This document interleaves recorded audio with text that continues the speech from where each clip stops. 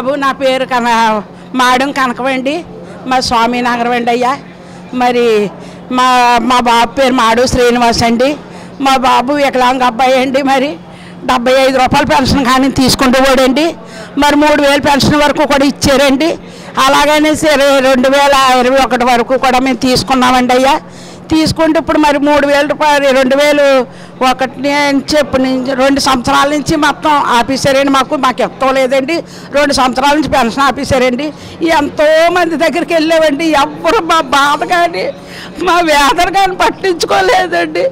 ఆ తర్వాత నానాజీ సార్ గారు ఇంటింటి వచ్చారండి ప్రసారానికి.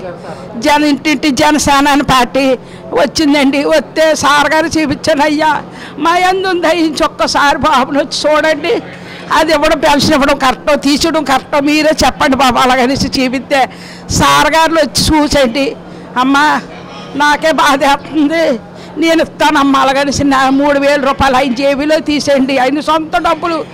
ఇప్పుడు 3 నెలల నుంచి సార్ గారు రాలేకపోయినా ఫస్ట్ వచ్చారండి. రెండోసారి నుంచి కార్యకర్తలతోటి ఖచ్చితంగా అండి 1వ తారీఖుని మాకు పెన్షన్ రూపంగానే మాకు ఇచ్చేస్తున్నారండి. మరి ఈ రోజున ఆయన ఇవ్వకపోతే మరి మాకు ఏంటంటే దిక్కు చెప్పండి, మేము ఎవరితో చెప్పుకోవాలో చెప్పండి. ఇంకంత మాయ మోసం దగాలోనే నడుస్తుంది బాబు ఈ ప్రభుత్వానికి నమస్కారం నాయన. ఈ బండి కొనుక్కున్నామయ్యా, ఇది వీల్ చైర్ మేము కొనుక్కున్నామయ్యా. 10,000 రూపాయలు ఎట్టి మేము అప్పు చేసుకుని కొనుక్కున్నాం బాబు. పిల్లోడిని ఎక్కడికి తీసుకెళ్ళడానికి లేదని ఒక వీల్ చైర్ కూడా ఇవ్వలేకపోయింది బాబు ఈ ప్రభుత్వం. మాకు ఒక వీల్ చైర్ కూడా మాకు ఇవ్వలేదయ్యా. మరి పవన్ కళ్యాణ్ అన్న నువ్వు సీఎం అయ్యా అవ్వాలయ్యా, అవి మా బాధలన్నీ కడతీరుతామని మేము విశ్వాసంతో నమ్ముతున్నాం బాబు.